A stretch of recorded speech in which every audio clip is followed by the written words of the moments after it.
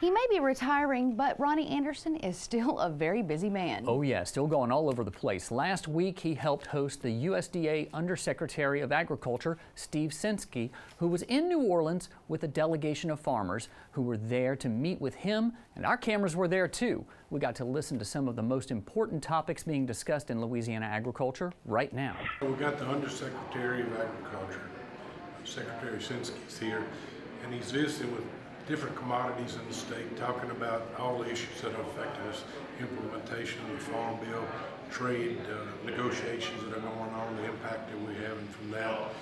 A lot of new issues that are coming up that we're going to have to face.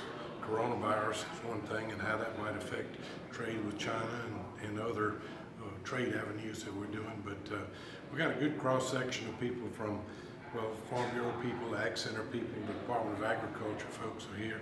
The different commodities, cotton, rice, sugar, all the different commodities in the state are represented here, and we got a good group of folks to talk to him. There's lots of people, some probably in this room, who may not even be in business without the MFP payments.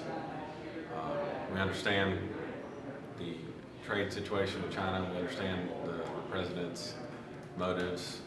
At the same time, you can only go for so long paying your bills with patriotism. So those MFP payments were very, very needed. We just need to see demand. We need to see demand for these commodities, and we need to see better prices.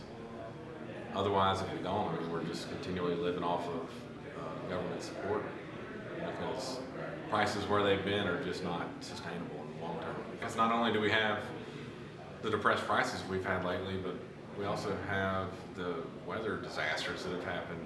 Whether you had a hurricane or not come through in 18, I mean, we didn't have a hurricane in northwest Louisiana, but we had months and months of rain, and I wound up losing half my soybean crop. We didn't harvest it. So that hurts. And seeing that, I've heard that they expanded WIP Plus to include excessive moisture, which is hopefully that's going to turn out to be another step on the road to recovery. And right now, I mean, we're still very optimistic and very hopeful that we will see that increased trade. And we know that farmers want trade and not aid.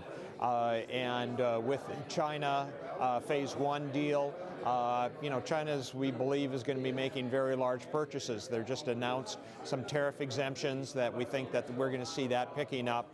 And again, I think it's, if we don't see the trade pick up, that's when the president said if the farmers need that kind of assistance, he's going to be behind them. Secretary has been very clear that we're hoping that farmers shouldn't plan on that, because we're still expecting big things to come from China, from Japan, from Mexico and Canada, and so we don't think any kind of assistance will be needed. We're monitoring that closely. Obviously, the coronavirus is affecting our agriculture exports, China's ability to import at the ports right now. We hope that that's going to get straightened out soon, and we're going to see a big bump up. But we're monitoring it closely, and I would say, any kind of decision wouldn't be made until later this summer, late into the summer. Censky grew up on a grain farm in Minnesota and was the CEO of the American Soybean Association for 21 years.